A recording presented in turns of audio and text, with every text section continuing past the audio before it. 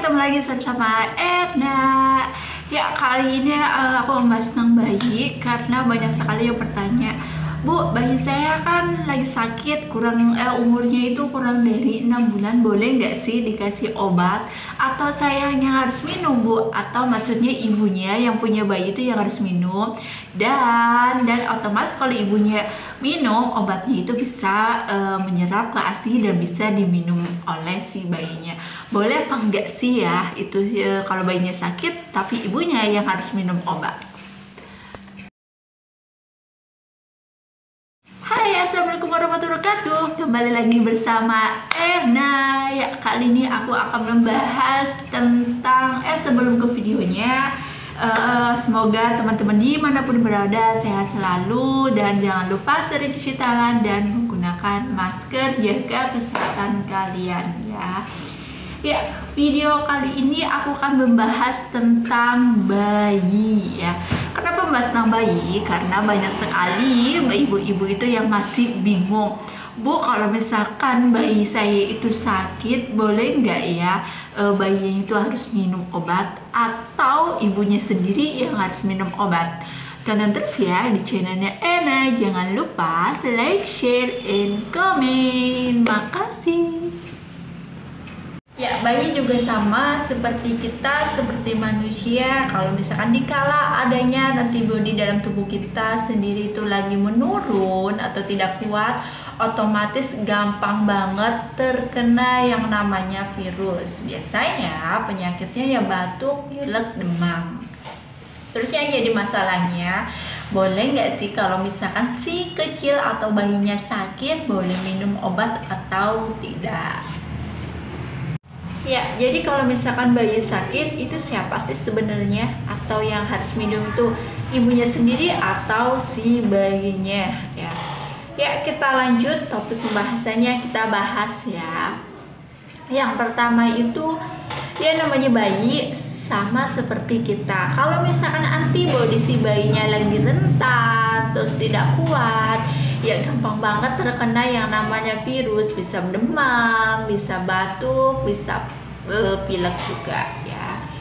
Cuman biasanya ibu-ibu itu kan bingung ya, boleh nggak ya bayinya dikasih obat, apalagi si bayinya itu masih kecil, misalkan kurang dari 6 bulan, baru sebulan 2 bulan, boleh nggak ya?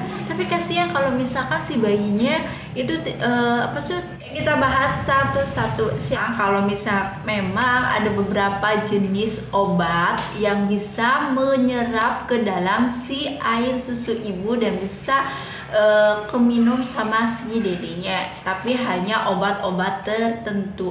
Makanya kalau misalkan ibu lagi menyusuin itu tidak diperbolehkan minum obat sembarangan, apalagi minum obat yang misalkan belinya di warung-warung. Kita kan tidak tahu ya, maksudnya jenis obatnya itu komposisinya apa, jadi takutnya juga membahayakan si dedenya ya. Kalau misalkan kita obatnya bukan resep dari dokter, kita beli obat aja di warung, kan kasihan si dedenya, takutnya nanti ada berdampak juga ke dedenya. Makanya bagi ibu-ibu yang sedang hamil sedang hamil atau menyusui itu tidak disarankan minum obat sembarangan, apalagi beli di warung ya. Kita bahas satu-satu ya. Yang pertama itu memang ada beberapa jenis obat tertentu yang bisa menyerap ke dalam si ASI eksklusif, tapi tidak semua obat itu bisa menyerap ke si ASI-nya ya.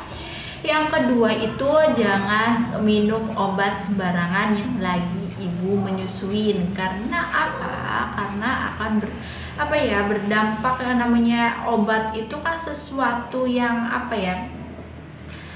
benda asing kan, benda asing yang masuk ke dalam tubuh kita. Kalau misalkan benda asing atau obat tersebut masuk ke dalam tubuh kita, otomatis kerja si ginjal dan kerja si hati itu akan bekerja secara cepat untuk menghancurkan dan menyerap si obat tersebut. Dan makanya sebagai ibu-ibu yang sedang menyusui, jangan minum obat sembarangan ya, akan berdampak kepada si bayinya dan si ibunya juga. Soalnya kita tidak tahu kan. Terus Yang kedua nih ya, orang ibunya nggak sakit tapi minum obat, itu buat apa? Fungsinya buat apa?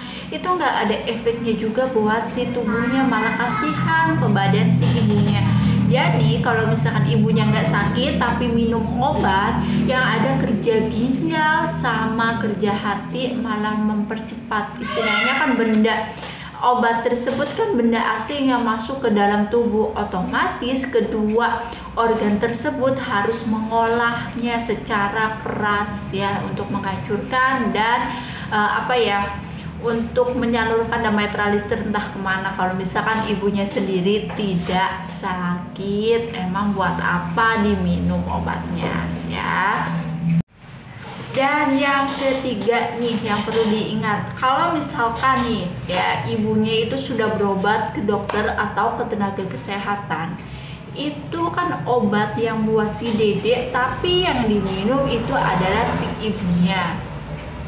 Kan itu parah ya, orang yang sakit dedeknya yang minum ibunya. Nah, menurut ibunya itu kalau misalkan dedenya itu minum obat, ya Allah kasihan gitu kan, kasihan si dedenya masih kecil, baru sebulan atau 2 bulan dia minum obat, udahlah mendingan saya aja yang minum obat gitu kan. Tapi buat apa obatnya itu diminum sama ibunya? Toh kalau misalkan udah periksa ke dokter atau ke tenaga kesehatan, itu kan pasti udah sesuai dengan ukuran si bayinya. Biasanya kan pertanyaan ada lagi ya, Bu, gimana sih caranya kalau misalkan bayi saya itu sakit, gimana sih langkah pertamanya yang harus saya lakukan? Yang pertama itu langkah pertamanya berikan ASI se-eksklusif atau berikan ASI sesering mungkin, nggak seperti biasanya. Misalkan setiap sejam sekali, kalau misalkan dedenya lagi tidur, kita bangunkan dan suruh si dedenya minum si air susu tersebut. Karena di dalam ASI tersebut mengandung antibodi yang sangat bagus sekali. Jadi kualitasnya itu tidak bisa diragukan lagi, itu sangat bagus. Karena di dalam ASI tersebut mengandung antibodi meningkatkan daya tubuh si anak tersebut. Yang kedua itu demam ya. Jadi kalau misalkan bayinya demam bisa terjadi karena dehidrasi. Dehidrasinya bayi karena bayi kurang asupan dari si ASINya tersebut ya. Makanya langkah pertama kalau misalkan bayinya demam, langkah pertama itu adalah berikan ASI sesering mungkin. Tetapi kalau misalkan udah memberikan ASI sesering mungkin tapi demamnya nggak turun-turun, ya harus periksa. Mau nggak mau jangan mementingkan ego sendiri.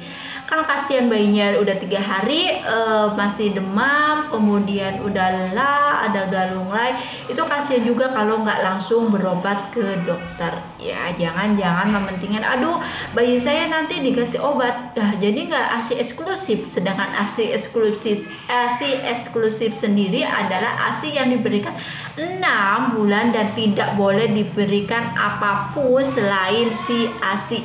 Tetapi ada faktor tertentu.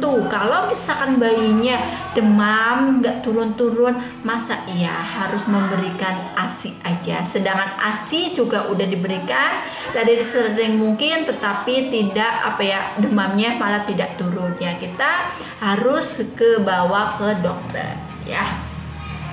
Ya, nanti pasti dokter juga pasti akan sesuaikan dengan dosis berat badan bayinya, kemudian umurnya. Jadi ibu jangan khawatir ya kalau misalkan si bayinya itu minum. Dari pertanyaan yang tadi itu, boleh nggak sih kalau misalkan ibunya yang minum obat padahal si bayinya yang sakit? Itu tidak boleh. Jadi emang bayinya yang harus minum obat. Toh itu sesuai dengan dosis dan berat badan dan umur si bayinya. Jadi jangan khawatir bagi ibu-ibu ya. Oke, sekian video dari saya, semoga bermanfaat. Kemudian jangan lupa share, like, dan komen. Terima kasih. Assalamualaikum warahmatullahi wabarakatuh.